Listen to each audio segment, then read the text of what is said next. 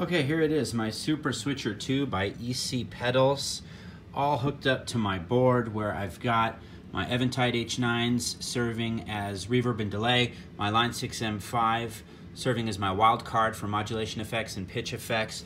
I got my gain stages, my compressor down here, volume. I've got my expression pedal over here, which is being routed through the Super Switcher 2, and we're connected via MIDI to my MIDI-enabled pedals, which is the Line 6 and the two Eventide H9s.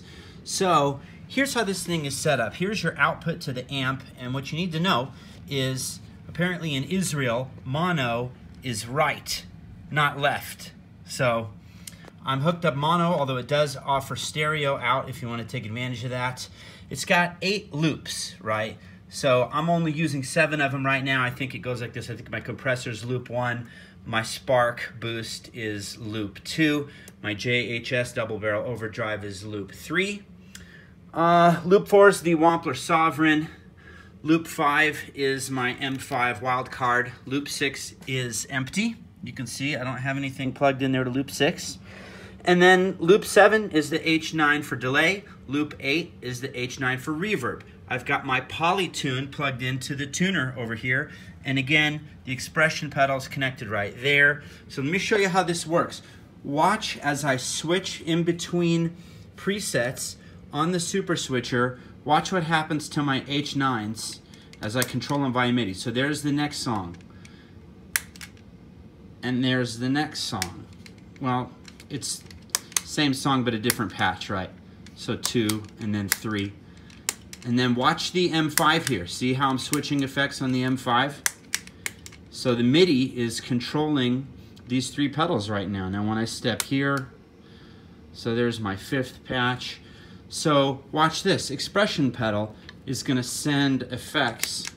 It's gonna send MIDI commands to my H9s there, so I can control things like the mix on the delay or the saturation on the reverb, or even the type of delay, as you can see right there on the H9. So yeah, this thing also has a mode called Silly Mode, where it'll just allow us to activate or deactivate individual loops as we see fit. And so we enter into that by pressing that, and then these two together. Now we're in Silly Mode, right? So, okay, so here's Silly Mode. Right now, I have no loops engaged. I'm completely bypassed. And I can turn on my compressor, turn on my Spark boost. Sorry, I'm not playing anything eloquent because I'm holding the camera here. Turn on my overdrive. See,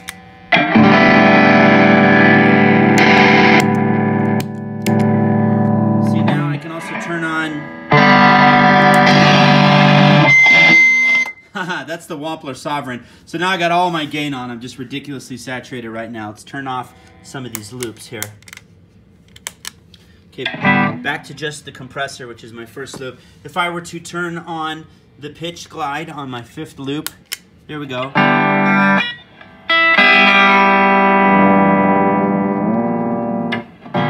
There it is. And then you switch to the next set of loops, and I can turn on my reverb and my delay. Now it sounds like a mess, right?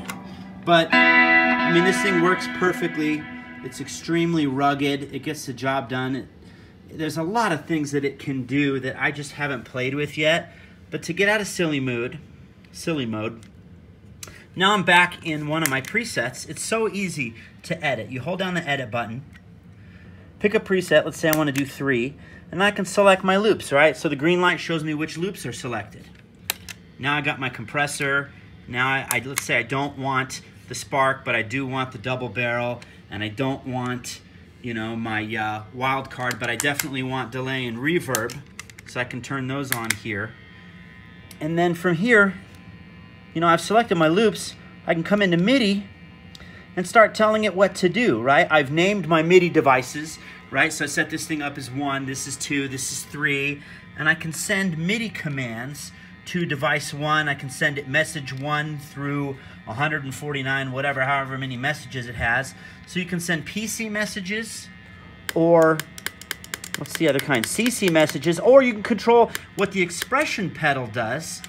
And you can send different messages using your expression pedal to any of these So it's really convenient. It does everything I need to do. It cuts down on all the tap dancing, and it just works perfectly. Look, it's also got a built-in buffer here, which you can engage or disengage if you want to push a hotter signal through all of these cables, because I got a lot of cables going on in my rig here.